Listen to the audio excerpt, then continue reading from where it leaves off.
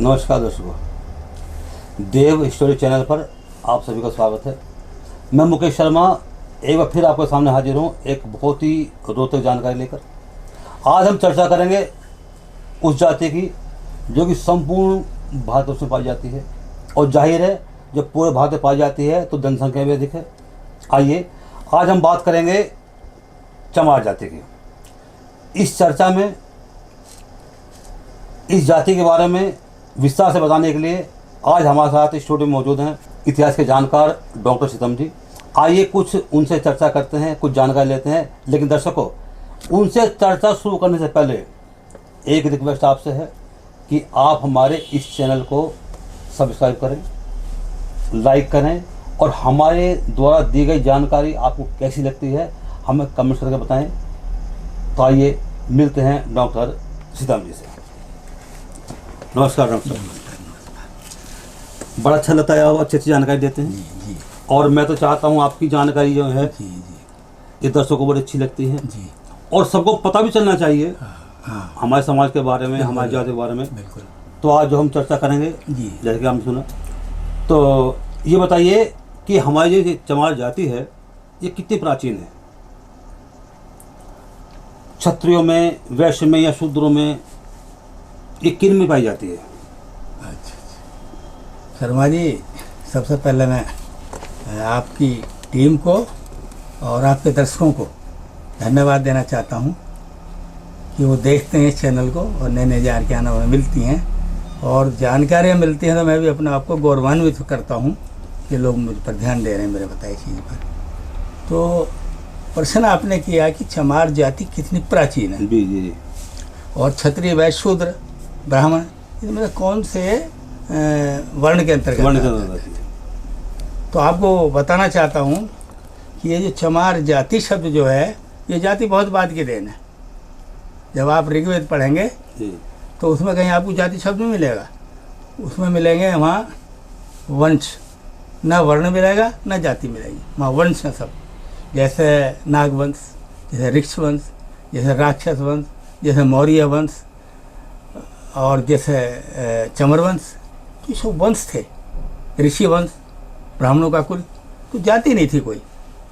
तो ये 5,500 वर्ष पुरानी बात है। सिंधु घाटी सभ्यता में जब फैलाव हुआ आर्यों का तो उसमें सब वंश थे और उनमें एक चमर वंश भी था जिसे आज चमार जाति का। तो सीतम जी, का चमर वंश होने का कोई प्रमाण है? हाँ, चमर वंश का प्रमाण है। ऐसा नहीं है कि हवा में है कुछ। ये चमर वंश जो है इसके प्रमाण 2 जगह पाए जाते हैं जी। हमारा हिंदू माने जाने वाले ग्रंथों में एक तो वाल्मीकि रामायण फेमस है जी, और एक महाभारत, दोनों फेमस है। तो जब हम वाल्मीकि रामायण का अध्ययन करते हैं तो उसमें अयोध्या कांड आता है, सर्ग 109 और श्लोक 34 में। संस्कृत में 2 पंक्ति का पूरा श्लोक है, आपको स्क्रीन पर दिखाएंगे। और दूसरा ग्रंथ है महाभारत, जिसका अनुशासन पर्व श्लोक 17 और श्लोक 18 में भी संस्कृत में पूरा, जिसमें 10 वंशों का जिक्र है, जिसमें चमर वंश भी लिखा हुआ है। तो सीतम जी, इनका चमर वंश नाम कैसे पड़ा? अच्छा, चमर वंश नाम कैसे पड़ा? देखिए, उस जितने पशु हैं उनमें एक पशु चमर भी होता है, और वो कहाँ पाया जाता है? तराई के इलाकों में, ठंडाई के इलाकों में, बर्फीले इलाकों में पाया जाता है। वो जो मादा होती है उसे चमरी कहते हैं, जो नर होता है उसे चमर कहते हैं, चमर, चमरी। तो ये पशु आज भी पाया जाता है, आज भी जाओगे आप उसमें मिलेगा देखना आपको। जैसे लद्दाख, तिब्बत, पौड़ी, गढ़वाल, नेपाल, कैलाश पर्वत और रूस की और तुर्कस्तान की अलाइयों में पाया जाता है, विदेशों में। और हमारे यहाँ आपने देखा होगा कैलाश पर्वत जो है वो बर्फीला इलाका, गए भी होंगे, और उसमें बर्फ रहती है। इतनी ठंड होती है कि वहाँ अगर गाय को भेज दो, गाय एक दिन जीवित ना रहे, भैंस एक दिन जीवित नहीं रहे। जो ठंड को सहन कर सकता हो, तो चमर पशु ऐसा है, वो ठंडे इलाके में पाया जाता है। इस प्रकार का पशु है। तो इस पशु की नस्ल कैसी होती है? हाँ, इसकी नस्ल, आकार जो है वो गाय जैसी होती है बिल्कुल। गाय से नाटा होता है और जैसे बिजार का होता है नहीं हमारे इधर कुब, ऐसा कुब होता है उसमें। अच्छा, अच्छा। गाय के शरीर पर बाल नहीं होते, इसके शरीर पर बहुत लंबे लंबे 1 2 2 3 3 बाल होते हैं, इसके पूंछ झब्बेदार होती है घोड़ी की तरह। तो इसकी ये पहचान है, इससे पहचान है, ये चमर पशु है। शीतम जी, एक सवाल और मेरे मन में आया था कि चंवरवंशी जो थे, इनका पेशा क्या चमड़े संबंधित था? इनका पेशा चंवरवंशियों को चमड़े से संबंधित नहीं था। ये जो चमड़े की बात आ रही है, जो चर्म कला थी, जूते बनाना और चमड़े के जितने बर्तन बनाना, म्यान बनाना तलवार की, और दस्त कवच बनाना, सीन कवच बनाना, सीने पर लगने वाला, ढाल बनाना, ये एक अलग वर्ग था दूसरा। जी। हाँ, जिसे हम आज समझ नहीं पा रहे हैं।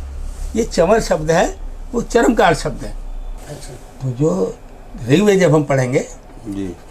ऋग्वेद में जिक्र आता है कि उसमें सुधनवा था, सुधनवा नाम का जी। व्यक्ति, और उसके 3 पुत्र थे, बिंबा, बाज और रिभुष, 3 थे।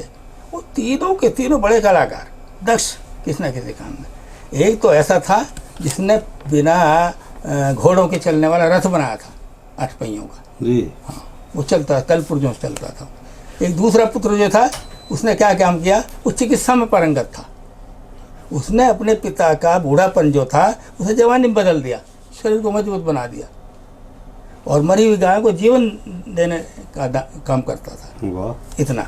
और जो तीसरा पुत्र था एक, वो पुत्र ऐसा था कि जो गाय मर गई या कट गई, उसका चमड़ा उतारता था, उसे पका के पक्का चमड़ा बनाता था। और इतना ही नहीं किया उसने एक चमस बर्तन भी बनाया, ऋग्वेद में मौजूद है जो, और उस चमस बर्तन को जो हमारे इलाके में चरस कहते हैं, गांव में चरस। हाँ, वो चमस चलती थी जो, वो चमस बर्तन। और चमस को ऐसे नहीं, पहले एक बनाया, फिर उसके 4 भाग कर दिए, एक में सोमरस, एक में दही, एक में दूध, एक में पेय रख सकते थे, मदरा रख सकते थे। ऐसा आविष्कार उसने किया। तो उसकी जो औलाद थी वो चर्मकार कहलाई आगे तक, महाभारत काल तक। त्रेता हो गया, महाभारत काल तक जीन बनते थे, घोड़े की जीन साज बनते थे, पट्टी बनते थे, सांटे बनते थे, जूतियाँ सब वो करती थी। चंवरवंशी का कतई कुछ लेना नहीं, बिल्कुल। तो शीतम जी, इन चंवरवंशियों की पहचान क्या थी? चंवरवंशियों की, जी। चंवरवंशियों की जितने भी वंश थे, सबकी अलग अलग पहचान थी। जी। कुछों की पशुओं के नाम पर, कुछ ही पक्षियों के नाम पर। जैसे मौर्य वंश है, तो वो मोरों को पालते थे, और मोर का चिन्ह उनके झंडे पर होता था, तो मयूरवंशी या मौर्यवंशी उन्हें कहा गया। जो नागवंशी थे, उनके झंडे पर नाग का निशान होता था, वो नागवंशी कहलाए। पिछले एपिसोड में हम बता चुके हैं आपको। ऐसे चंवरवंशी जो थे, उनके झंडे पर, जो मैं पहले बता चुका हूँ, चंवर पशु जो था, वो चंवर पशु का चिन्ह होता था, और उसे लगाते थे वो, इसलिए वो चंवरवंशी थे। अपने दरवाजे पर भी लगाते थे, अपने त्योहारों पर भी लगाते थे, दीवारों पर खड़िया पोत कर गेरू से बनाते थे। ये सब उनकी पहचान थी कि चंवरवंशी है। शीतम जी, जैसे अभी आपने बताया कि चर्मकार अलग थे जी, और चंवरवंश अलग थे। हाँ। तो अगर चंवरवंश अलग थे तो इनका क्या काम था? अच्छा, हाँ, ठीक है, आपने प्रश्न सही पूछा। ये उलझन है जी। कि चर्मकार अलग थे, सुधनवा के पुत्र थे, मैंने बताया आपको। तो चंवरवंशियों का क्या काम था? चंवरवंशियों का काम था, जो ये चमर पशु था, इस पर बोझा ढोने का, सवारी करने का जी। काम था। और आपको एक लगे हाथों ये बात समझा दूं कि कैलाश पर्वत भी इनका इलाका था, चमर पशु जो जहाँ रहता, जहाँ से जलवायु मिलती है। तो आपने देखा होगा, शंकर भगवान के आश्रम में एक आपने बैल बैठा देखा होगा, जैसे बैल बताया जाता है, और उसका नाम बताया जाए नंदी। नंदी नहीं था, नंदी उसका पार्षद था, वाल्मीकि रामायण में मौजूद है, उत्तरकांड में। नंदी जो था वो आदमी था, नाटे कद का था, घोट मुंडा आदमी था, काला स्याह था, उसका पार्षद था, बाहर मतलब बॉडी गार्ड था, बाहर रहता। ये गलत बात है। वो चमर पशु ही बैठा है वहाँ, वो चमर पशु पे करते थे। कैलाश पर्वत में जहाँ बर्फ होती है, जहाँ कोई जा नहीं सकता, तो वहाँ चमर पशु ही काम कर सकता, दूसरा नहीं कर सकता। दूसरा ये था कि वो सवारी और बोझा ढोने के अलावा पशुपालन करते थे, ज़्यादा से ज़्यादा चमर से बेहात करके उनका उसे बेचते थे, करते थे। और उसके बाद उसका दूध पीते थे, मक्खन खाते थे, उससे पनीर बनाते थे, और उसे बेचते भी थे। इसके बाद जो चमर पशु है, उसके शरीर पर बड़े बड़े बाल होते हैं, तो सीजन में उतारे जाते हैं, सर्दी के बाद फिर उतार के उनके कंबल शॉल बुने जाते हैं। जितने आप देखते हो कश्मीरी आ रहे, फलाने आ रहे, कश्मीरी को सब उधर के होते हैं, सब बेचने आते हैं, गर्म कपड़ा बनता हो। और अगला काम ये था कि जब पशु मर जाता था तो उसके खाल को निकाल लेते थे और सर्दी में बिछाने के ओढ़ने का काम आता था। और शंकर भगवान के आप यहाँ भी आपने चित्र में मृगछाला होगी, मृगछाला नहीं है, वो सुमत पशु की छाल है, उसमें रहने को सर्दी नहीं लगने था बिल्कुल। ये अबराज का जो है गोबर वो लीपने और कंडे ईंधन बनाने के काम आता है उस समय है इसमें। इसके अलावा चमर वंश खेती बाड़ी भी करता था। कुछ लोग ऐसे थे जो सींगों के, मरे हुए चमरों के, उनके सींगों के वस्तुएं बनाते थे, चूड़ियाँ बनाते थे और कई चीज़ बनाते थे, तो उन्हें बेचने का काम करते थे। और बाकी का जो काम था ये था कि इधर से उधर विदेश में इनका क्रय विक्रय करना भी इन चमर वंशों का काम था। सीतम जी, बड़ी अच्छी जानकारी, लेकिन अंत में एक सवाल और जी, इन चवर वंशों के राज्य कहाँ कहाँ थे? हाँ, इनके राज्य पूरे भारत में फैले हुए थे, भारत से अलग भी फैले हुए थे जी। तो पहले सौराष्ट्र आता हमारे यहाँ, सौराष्ट्र है गुजरात का इलाका, जी। गुजरात के आसपास का इलाका। फिर एक द्वीप बंदर था, टापू, उसमें आता था, जो सौराष्ट्र के समुद्र किनारे पर पड़ता। एक अनिलबाड़ जो कोंकण से लेकर हिमालय के, उसके महाराष्ट्र के कोंकण से लेकर हिमालय पहाड़ तक जाता, वो पूरी पट्टी, उसे अनिलबाड़ कहते थे। और सन 1731 में माया राम नाम का शासक चित्तौड़ का भी राजा रहा है चमरवंशी, जिसके बप्पा रावल के साथ संबंध थे, रिश्तेदारी की थी। और अगला पश्चिम में जाओगे आप, एक चमार मंडल है, इसका जिक्र महाभारत में वर्णन में आता है, चमार मंडल नाम का। एक है दूसरा राज्य चमारखंड, जो विष्णु पुराण में आता है, इसका जिक्र होता है। और उसके बाद एक है चमारकोट। चमारकोट कहाँ? उत्तराखंड में, जहाँ किले की दीवारें अवशेष खंडर रूप में आज भी देखी जा सकती हैं। एक है चंपावत, वो भी उत्तराखंड में है। एक लोहाघाट घोट, वो भी उत्तराखंड में है। एक जवाहर संस्थान, वो है महाराष्ट्र के पूर्णा जिले में।